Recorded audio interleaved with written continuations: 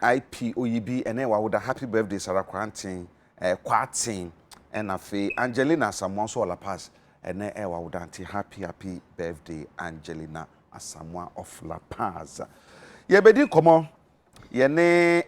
GCB Bank for ebedi komo kakra ye ka GCB Bank ya ye bank ya ache wo Ghana ha pa masomo man no kwan bebre so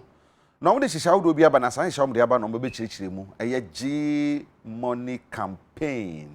anti ye ne wo bedi komo kakra be sima bi enum na fi wo ma chirichiri mu fa so e wo so ene de esa menu mienu nyina ye ne etumi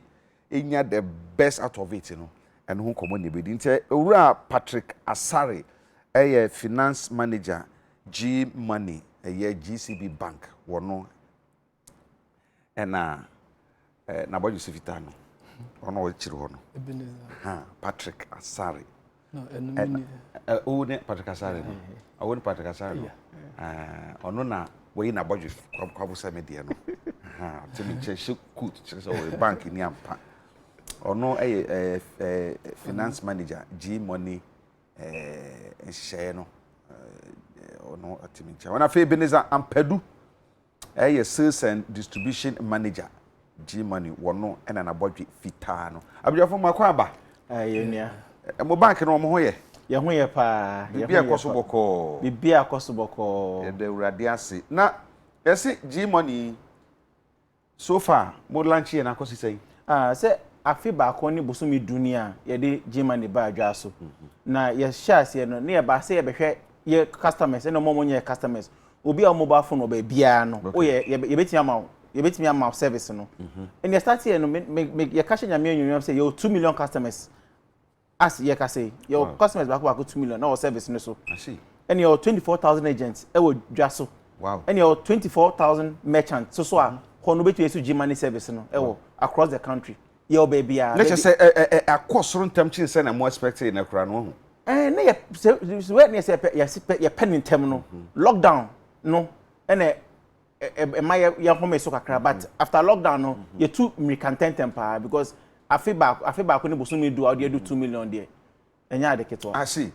Patrick ya hwe sa G money sisi no ade na ye sonko wo hunti a ese so biade no hye mu bi ni eye sonko wo G money ho e wo so biade no hye mu ni se potokasa ye frɛ bibi network agnostic e kire se unhia se ubesisa o sim card ana wo chip ansa na wa join G money obi a wo phone bia network bia wo so bia no eno an se wakoye agents 24,000 agents across the country ho ana GCB nkrabata bia wo Ghana ha na wakokasa upese o join G money mobile money obia wedi 18 years owo ID card bi atimi join ni etosu mienu G money no because bank na attach GCB bank na attach entini ye security features sronko kra eno chese usika da ho a ete said usika da o purse mu anasa o phone so ete said usika da bank hona secured fraud asembie nim se na wotete no baabi se ente sa wo G money enti sa na ye de nete okay na even yesi mo nya new slogan bi de fufuro de na ba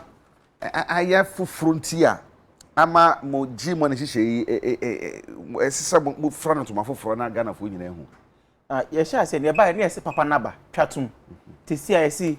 be a G pay like a G win like a G twatum that's right the chirichiri mu ne dia chese si ano so chese unim de akoso okrom ha bra na ne be ye adwuma na oba obetimi di G money na tua oni ama obetimi di G money na edidwa obetimi G money ama ne nkofo na odi nyama we na no uwie a ye busa oye G na so obekan ho bekan G abusa ne ho a ye betwa watum mutwa mitum wo kwan benso ene ne say the opposite sisi ano the opposite ebedu baby ni ye de besia beba but sisi ano opposite mani obi asika Ghana fana na obetimi aye okay opposite odi sika ko bank bia obetimi aye oh I see internet say amana is so easy very very easy na me amiti hey ene dia o hwe ye no I didn't think say me dey mo kwese say G money me dey mo kwese mu bi. Sana me di kan ye no. Ye de no eye secured. Me sika yira bi ni ba bia.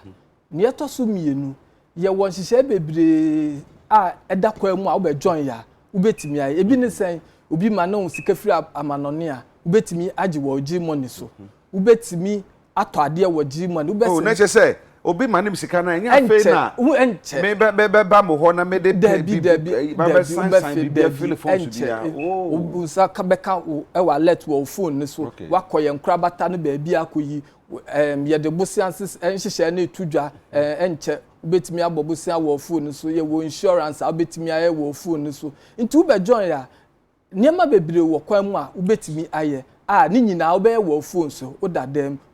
baby a wo bia utimi ya ehun hia se obeba sikakrabia ho anase ubetimi aye wow na say amana aye so easy very easy na eben asame na opeso ka kire yen ka bibi kire yen na ye hu say G money you know is the best. The meka che Ghana phone ya ne say yan ye bank GCB yan ye de ye de aba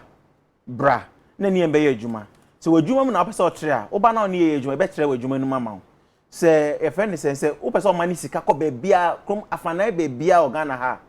oba ye be oba join ye be boa ama wa ye say adwuma na de pese ye say ye pese ye bedu baabi no so wo G money nko ano opa besia krapo e wo bank wankasa eno ane say ye hell G money transaction history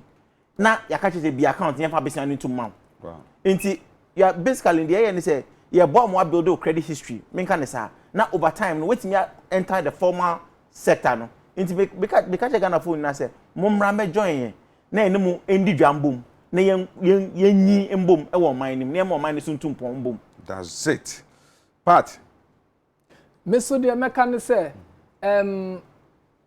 nipa obi a wo bia wedi 18 years bia wo sim card ana chip ana wo mobile network bia de hia ne say wafa ID card na wakọ ye nkrabata GCB nkrabata wo Ghana fananyina ana say ye agent over 24,000 agents na obehu G money ahyenso de no na wakọ ho na wo say wo pese wo join G money enu ane ne wo say wo ye na wa beka ye ho inti no ekwan da wo say obi a ba join de hia ne say ukuta ID card na wakọ wahwe ya chance de no wakọ join ye enu ano na titia wa yo ya bada mo ase Patrick Asare finance manager G money GCB bank wono na fe Ebenezer and producer sales and distribution manager G money GCB bank womo na day omo buy omo G money hihye no womo ne yen abedi hu enko nti no wasomu a wo so betumi afa bi na wo de ahihye enema ya bada mo ase so munya abre eba nti ye be kokoto nkretia wana se ye ba na ebedi nkomo ade afasa kwanhia si a onipa na kwanhia ato no so ye be den na etumi abo no ho ban na enkonko ba se ye si ye be gi na free akwanhia no mu no na emu ma na ye ma na wu aha nti na ebedi hu enkomo pa nti madam amotwe na ye ba sankomo na ebedi wapomudi nsemu ye ba si ai